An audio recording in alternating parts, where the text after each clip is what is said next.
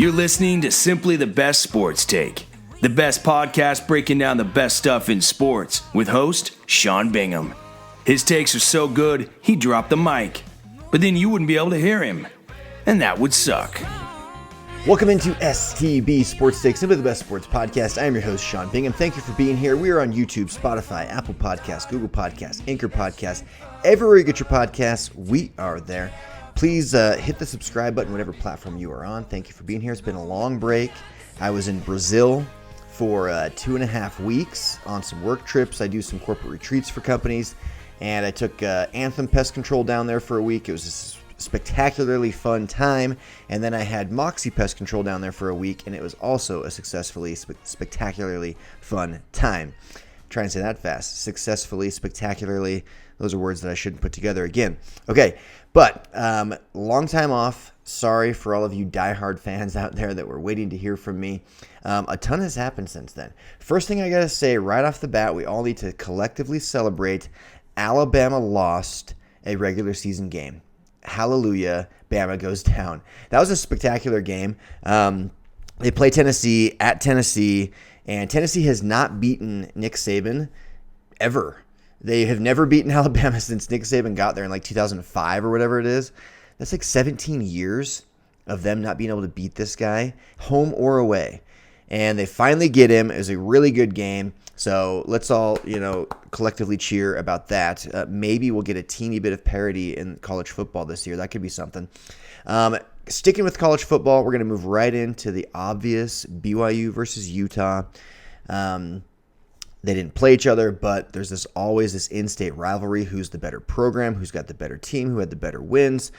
And when they don't play each other in a year like this year, it's a stupid argument, but it's a really fun one to argue like these hypotheticals of like who's better. Well, the argument is pretty much settled at this point. There's a lot of football to be played. Maybe things can switch, but BYU has fallen from grace. They went from 4-1 and number 16 in the country, lose to Notre Dame, lose to Arkansas. Now they're 4-3 and just irrelevant for the rest of the year pretty much. There's no conference championship to play for. We're obviously going to get into some sort of, mediocre bowl game, but, playoffs are completely out of the picture.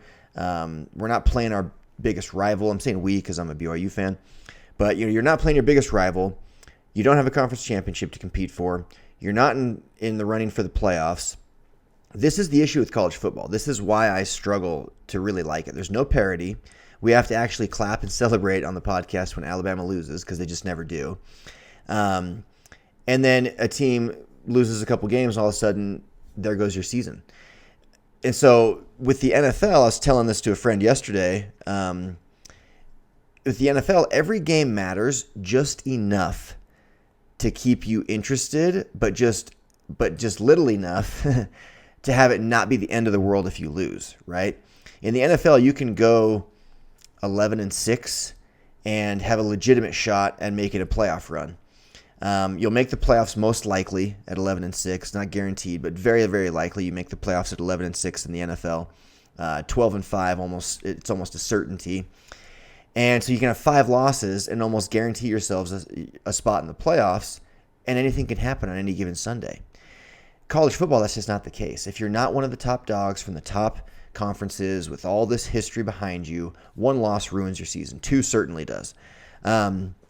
Especially if you're independent like BYU. So BYU goes from 4-1, ranked number 16, has that signature win over Baylor to brag about, and now BYU is 4-3, lost to Notre Dame, lost to Arkansas, completely unranked, and no signature wins to brag about. Why? Because Baylor is 3-3 and unranked, obviously, at this point as well.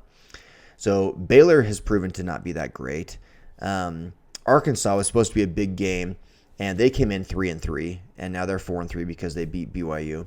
So BYU's season took a turn for the worse real quick. Again, still a winning record. I'm sure BYU will go and get like 4 more wins, I'm sure, at least, probably 5. But that's, well, how many games do they have left? 5, right? Maybe they go 5-0. But the bottom line is there's no conference championship. There's just nothing to get me super excited about BYU football. Like, I mean, I love college football. I love BYU. But But for you BYU fan, you diehards out there, what is it you're excited about at this point? I would genuinely want to know, because you're not competing for a conference championship. You're not playing your in-state rival Utah, your only real true rival. You're not playing them. So you don't have that game to get up for and look forward to. We already know the bowl game's going to happen. It's going to be a mediocre game. A couple thousand of you will travel there. The stands will be probably 2/3 empty, half empty. It'll be some random bowl game in December that it has some sponsor we've never heard of. So what is it that really excites you? Is it just because it's fun? Like, the competitor in me has a hard time accepting that. It's like a participation trophy. That's what college football has become in a large respect if you are in a position like BYU, or really in the position of most schools. With the exception of the conference championship. That's exciting. If you're in the hunt for a conference championship, that's exciting. So that's my issue with college football. I love it. I still watch it. I follow it. I'll talk about it on here. But that's an example of why I prefer professional sports over college sports. There's way more parity in professional sports. Way more. We already know that the teams that'll be there for college football. Alabama, Clemson, Ohio State, right? Like, it's so obvious. Like, year after year after year after year, it's the same thing. In the NFL, we don't know what's going to happen. There's different champions. It's almost impossible to repeat, to win 2 Super Bowls in a row. It like almost never, ever happens. It's so uncommon. It has happened, but it's extremely uncommon. So I just love professional sports more. This is not to hate on college football. I'm just saying, if you're a BYU fan, what are you excited about? Now, let's shift gears to Utah fans. Utah just handed USC its first loss of the entire season. Utah is the highest-ranked 2-loss team in the entire country. Utah is in the hunt for a Pac-12 championship, which means they're in the hunt for the Rose Bowl. Those are things to be excited about. Those are things to be looking forward to game after game after game, beyond just the entertainment of like, oh, this was a fun event to come to, as if you went to the movie or a play or something, right, or a concert. So for me, sports are more than that. Competition is what makes them more than that. And once the competition becomes meaningless, it's kind of just whatever, right?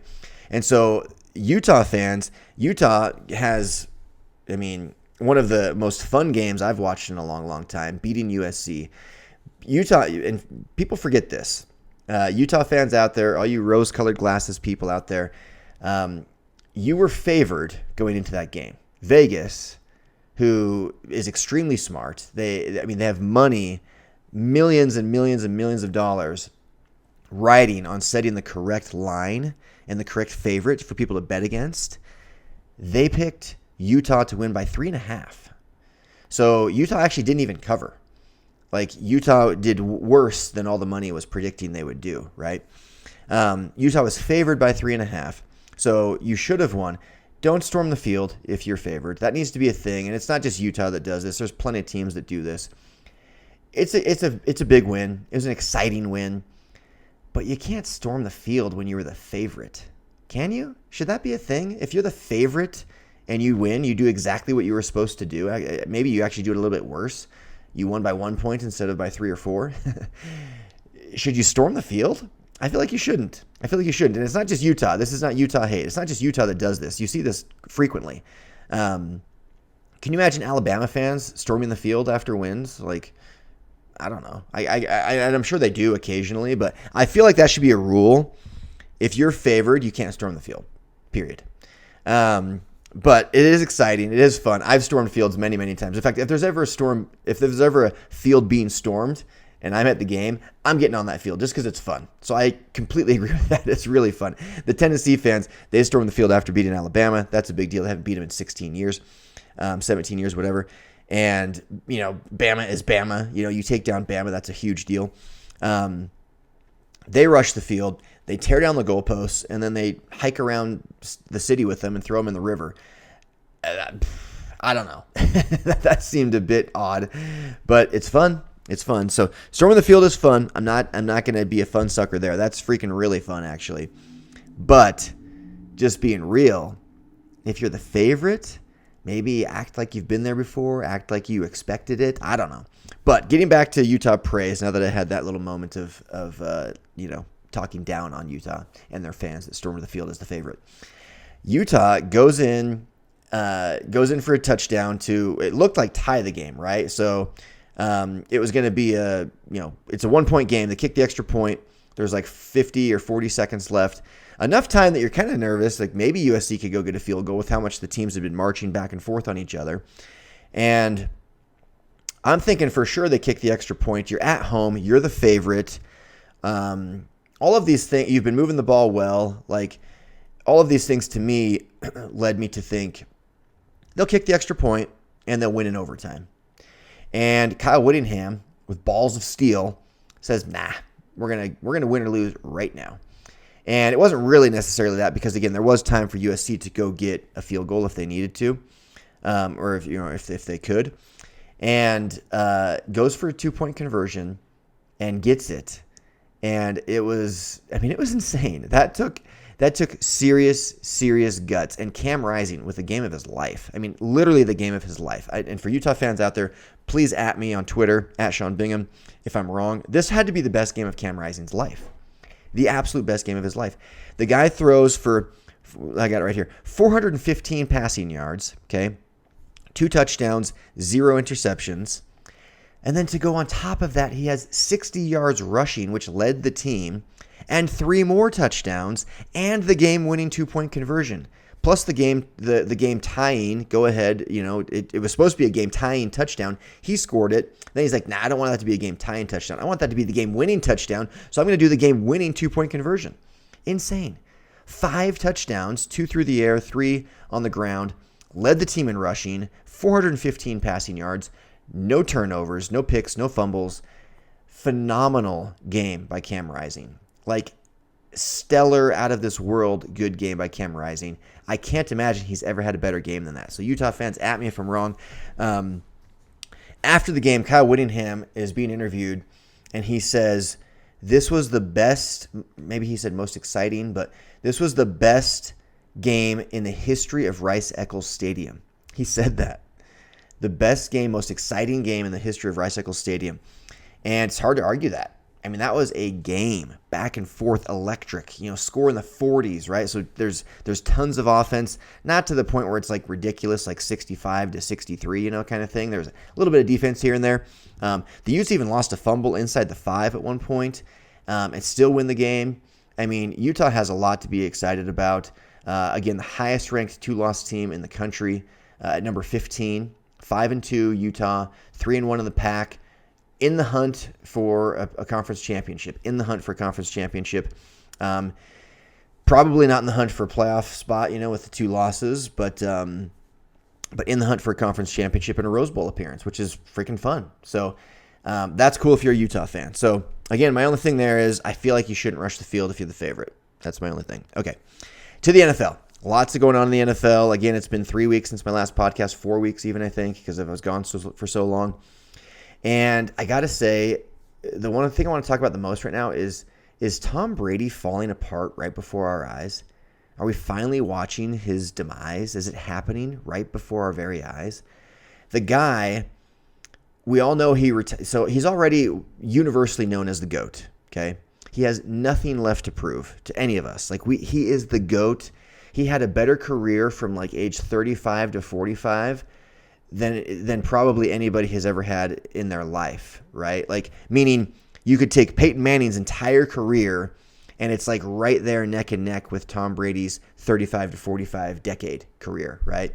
I mean, you've seen the breakdowns. The guy has had 3 Hall of Fame careers. Like, you could break his career up into 3 segments and say that was the only 7 years he played or whatever, and he'd make the Hall of Fame with all 3 of those. He is absolutely the GOAT. 7 rings, records all over the place, MVPs, league MVPs, Super Bowl MVPs, passing titles. I mean, there's just nothing he can't do, nothing he hasn't done. Pro Bowls, All Pros. I mean, you name it, he's done it. There's nothing to prove. Did it late into his 30s and even into his 40s, dominating, winning Super Bowls. Nobody's ever done that, right? So all of that, and he retires last offseason, and we're thinking, yeah, good job, Great career, you're the man. Unretires weeks later, and now he's going through a very public divorce with his supermodel wife, who we all know this divorce is happening because he can't give up football. He can't stop doing it. He can't stop neglecting his family and time with them for his obsession of competition and football. Now, from an entertainment standpoint, I like it because he's one of my favorite players to watch play football. He took the Buccaneers from irrelevancy to irrelevancy, right? Or irrelevance to relevance. He just does that, right? Like he is the man. But now he's going through this very public divorce. We all know it's because he can't give up football, and he's 3-3. So he gives up his supermodel wife. He's breaking up his family. He's going through this awful public divorce. For what? To be 3-3 and have the 20th ranked offense in the league? They can't score touchdowns. And it's not because they don't have weapons. Their defense is phenomenal, okay? They just need to go out and score like 23 points a game and they'd be undefeated, right? Their defense is stellar, and he has weapons. He has Mike Evans, one of the top receivers in the entire league. He has Chris Godwin, maybe the best number 2 option in the league. And then he has Russell Gage, a very serviceable number 3 option, and he has a great back in Leonard Fournette. So he has weapons around him. He has guys to throw the ball to. He has a guy to hand it off to keep the running game going, to keep the defenses honest. He has a defense to back him up, to keep him to where he doesn't have to score too many crazy points. Just go out and get 24 points a game, and you'll be winning. You know. But now they're scoring like 20 a game, and they're 3-3. They just lost to the Steelers. So it's interesting. He's 45 years old. Are we watching his demise? Is he giving up his family to be mediocre? I'm rooting for the guy, and I'd love to for his personal life to work out great for him too. It's too bad that when you're that famous that it has to be public, but that's just the nature of the beast when you're a celebrity, right? So, but it's an interesting thing. And speaking of guys who are falling apart right before our very eyes, quarterbacks, Russell Wilson. Tom Brady the Buccaneers are 20th in points per game. The Broncos are dead last, 32nd. 32nd, dead last. The Broncos give Russell Wilson this huge contract, and they're dead last in points per game. That's not what you want when you go out and give a quarterback a $100 million, $200 million, whatever it was kind of deal. Now, that being said, the Broncos are absolutely going to fire their coach. Maybe after tonight. They play tonight on Monday Night Football. And if this goes poorly, he's gone tomorrow. He'll be gone literally tomorrow if tonight's game goes poorly. Russell Wilson's a guy that it seems like guys don't like to play with him. It feels that way. You hear reports about it. Again, none of us are in the locker room. I'm certainly not. But it feels like guys don't like playing with Russell Wilson. And I don't know why, because I don't know him personally, but it feels that way. You hear about it, and it kind of seems to follow him around. I don't know. It's kind of interesting. But if you're a Seattle fan, my friend was over here yesterday watching the Bills-Chiefs game. Great game, by the way. And we were talking about it because we're watching Red Zone, and, I actually started Geno Smith on my fantasy team. That's how sorry I am at quarterback. But Geno Smith was going into yesterday. He was leading the league in completion percentage, leading the league in passer rating. And if you're a Seahawks fan, you're stoked. You're like, I am so glad we got rid of Russell Wilson. I'm so glad we didn't sign him to this monster contract to watch him do what he's doing. It's pathetic. So I'm interested to see what happens tonight in that game with the Broncos, because I think you might see a firing tomorrow. And I think it would maybe be in their best interest, because they got to see if Russell Wilson can be better than 32nd in the league in points per game. I mean, that's pathetic. That's not what they paid for. So, interesting thing there. Okay, moving on. A couple more quick things before wrapping up. The NBA starts tomorrow. I love the NBA. This is the best time of year. Is this not the best time of year? College football's in full swing. NFL's in full swing. NBA is starting up. Major League Baseball playoffs are happening. I didn't even mention that. I'll get into that maybe more next week as it gets into the championship series and closer to the World Series. But fall is so freaking awesome for sports. I love it so much. The title race for the NBA is as open as I can ever remember it being. So open. I'm excited to watch the Nets. Ben Simmons is back. Will he be a head case? Will he not? Kyrie and Kevin Durant are back. Are they going to be able to stay healthy and actually play games and coexist well? Very excited there. Russell Westbrook and all of that drama with the Lakers. How will he fit in? the Warriors just signed Jordan Poole and Andrew Wiggins to monster extensions, so they're going to be way over the salary cap next year. Draymond punching out his teammate Jordan Poole, which, geez, I didn't even talk about that. I mean, that guy, he is not worth being on the team. If you are the Warriors, get rid of that guy. I think you're going to see that happen because they don't have the money to pay him. Well, they do. I mean, they're going to be almost $500 million in luxury tax next year. They're not going to pay that. They're not going to. Steph is there forever.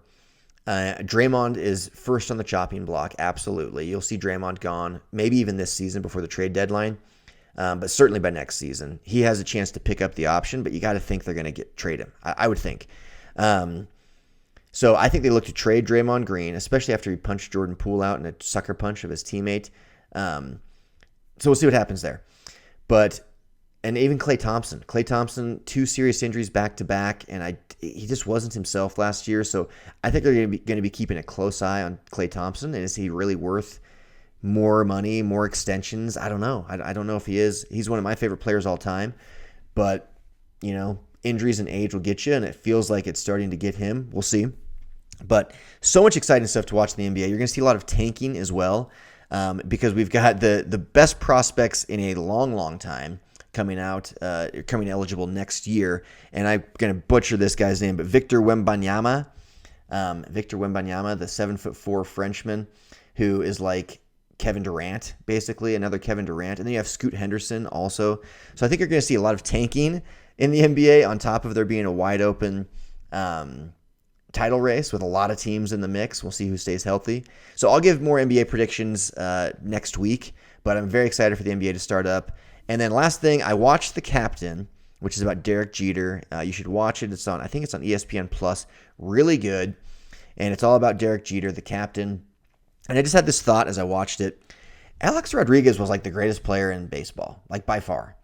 And his insecurity or his desire to win a title or a mixture of the two led him to go join the Yankees, join forces with his rival, who was clearly better than Derek Jeter. He was the better player, really their entire careers.